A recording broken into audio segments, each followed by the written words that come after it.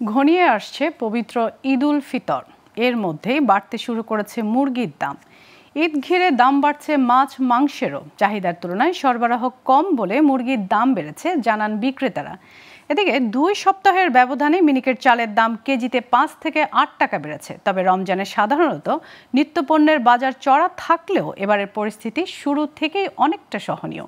হাতে গোনা কয়েকটি পণ্য ছাড়া বেশিরভাগ নিত্যপণ্যের দাম অনেকটাই স্থিতিশীল রয়েছে। রাজধানী বাজার ঘুরে আরও জানাচ্ছেন আলাউদ্দিন আল আজাদ। শুক্রবার ছুটির দিন। রাজধানীর কাউরান বাজারে দেখা যায় প্রতি কেজি ব্রয়লার মুরগি 210 থেকে 220 টাকায় বিক্রি হচ্ছে। এছাড়া দেশি মুরগি 650 থেকে 680 টাকা, সাদা লেয়ার 280 টাকা এবং লাল লেয়ার বিক্রি হচ্ছে 300 টাকায়। বিক্রেতাদের অভিযোগ, পাইকারি বাজারে মুরগির সরবরাহ কমিয়ে দিয়েছেন খামারিরা, আর চাহিদার তুলনায় মুরগি কম আসায় দাম বাড়ছে বলে জানান তারা। গত সপ্তাহের তুলনায় এই সপ্তাহে একটু বাড়তির উদ্দেশ্য হলো খামারে মালের ক্রাইসিস, এই কারণে মানুষের সামর্থ্যের বাইরে চলে যাচ্ছে।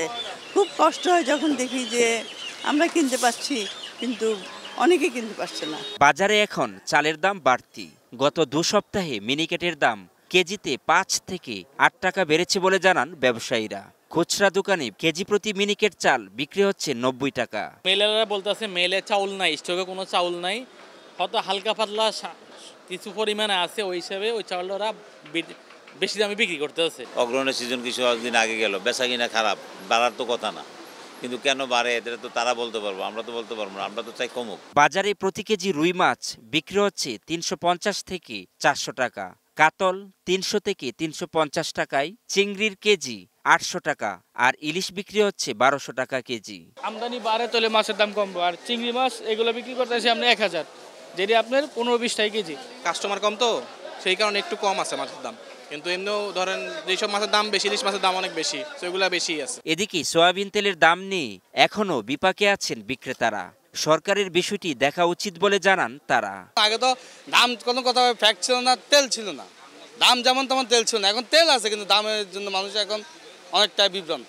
তেলও এরকম এগুলি আছে আয়ত্তের মধ্যে, কিন্তু মাছের বাজারটাই সবচেয়ে বেশি সমস্যা। গত কয়েক বছর ধরে রোজায় আলু পেঁয়াজের দাম চড়া থাকলেও এবার অনেকটা স্বস্তিদায়ক। তবে বরাবরের মতো এবারও রমজান জুড়ে ভোক্তাদের ভোগাচ্ছেন বেগুন, শসা ও লেবুর দাম। আলাউদ্দিন আল আজাদ, গ্লোবাল টেলিভিশন, ঢাকা।